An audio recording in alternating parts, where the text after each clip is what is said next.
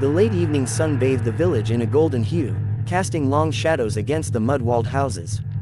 A soft wind carried the scent of earth and distant cooking fires, but there was no warmth in the air between the man and the woman standing outside their home. She was on her knees, her belly swollen with life, her hands trembling as they clutched the child growing inside her.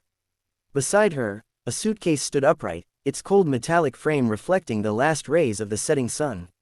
Her dress, once vibrant with flowers, now looked heavy with the weight of sorrow. Across from her, a man stood in the doorway, his arm outstretched, his finger pointing away, commanding her to leave. His voice had grown hoarse from shouting, but his tone remained sharp, full of bitterness that pierced deeper than any blade. His chest rose and fell quickly, each breath pulled more from pride than pain. Behind them, two elderly women stood in silence, watching. Their eyes revealed a mixture of pity, disappointment, and helplessness. They had seen quarrels before, seen marriages collapse, but the sight of a heavily pregnant woman being pushed away from the father of her unborn child tore at something deep within them. Still, they said nothing. In this village, a man's word carried weight like iron, and his household was his to command. She lifted her face, her eyes glistening with tears that refused to fall. She would not give him that satisfaction, not now.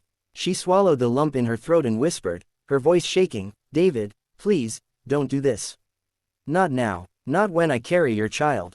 But David looked at her with coldness that even the setting sun couldn't soften. "I told you, Amina," he said, his tone firm, "I cannot live with a woman who brings shame to my name. You think love is enough. Love does not feed a man's pride. Love does not erase betrayal." Her heart clenched. "Betrayal?" she asked, her voice rising, trembling with both anger and disbelief. "Is it betrayal to be poor? Is it betrayal that I could not give you riches, that I could not turn this mud house into a mansion? What have I done to you but love you, stand by you, and carry your child?" He turned his face away for a moment, as if her words struck something deep within, but pride forced him to hold his ground.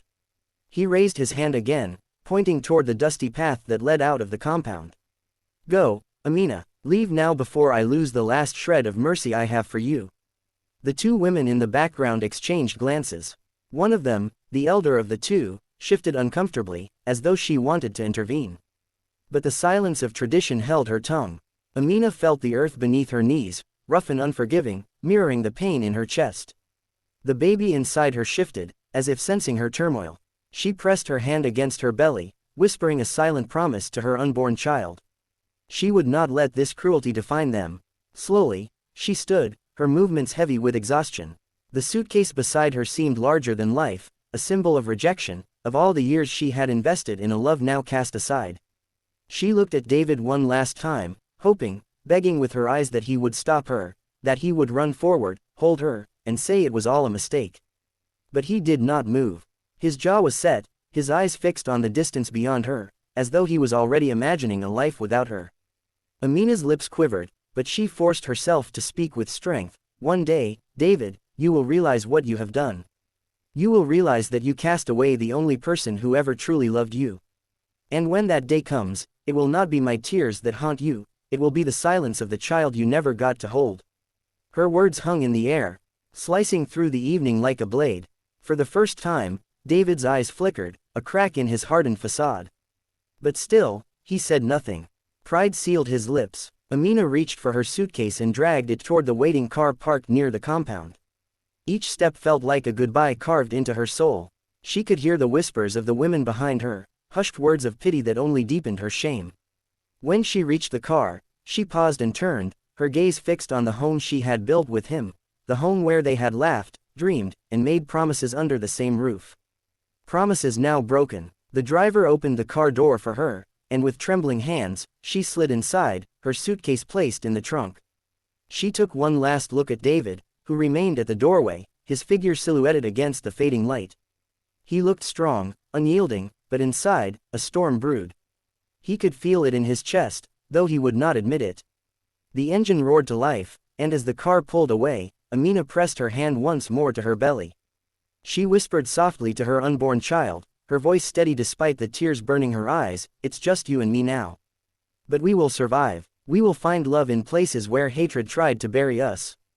We will rise." The road stretched before her, long and uncertain, but every bump in the dirt road became a reminder that she was moving forward, away from rejection, towards something new, something that might one day heal her broken heart.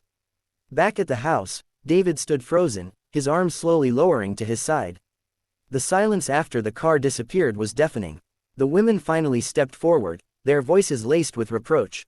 "David," the elder one said, her voice heavy with sorrow, "you have made a grave mistake today. A man who casts away his wife and unborn child casts away his own blessings." But David said nothing. He turned and walked back inside, each step heavier than the last. Alone in the dimly lit room, he sat on the edge of the bed where Amina had once lain beside him.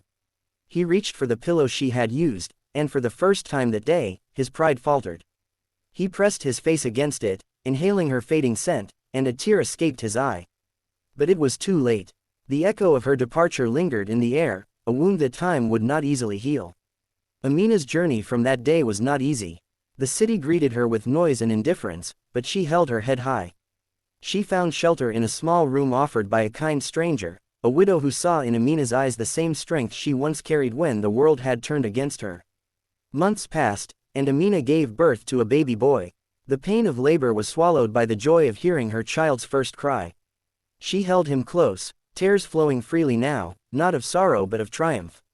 She named him Emmanuel, God with us, a reminder that even in her darkest moments, she was not alone. Her days were long, filled with struggles to provide, but every smile from her child gave her strength. She worked tirelessly, sewing clothes for neighbors, saving every coin she could.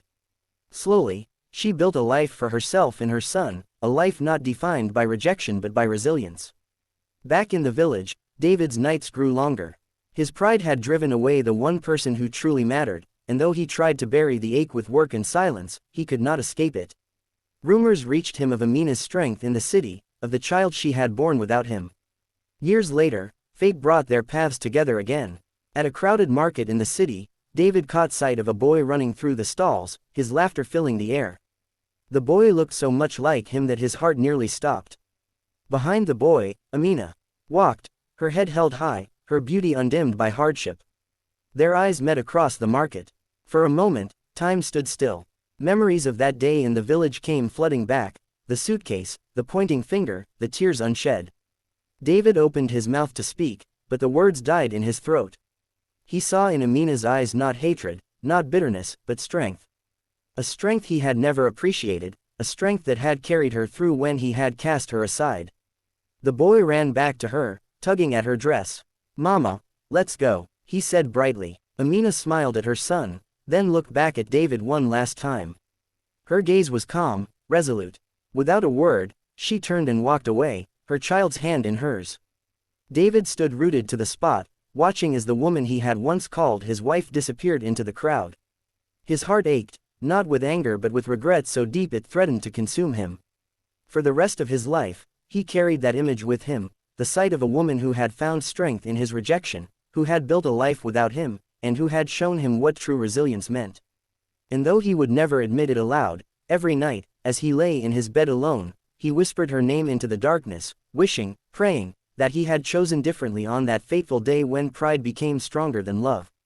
But Amina never looked back, for she had learned that sometimes, the greatest act of love is walking away from the place where your heart is no longer cherished. And in doing so, she had not only saved herself but given her son the chance to grow in a world built not on pride or rejection, but on love that endures.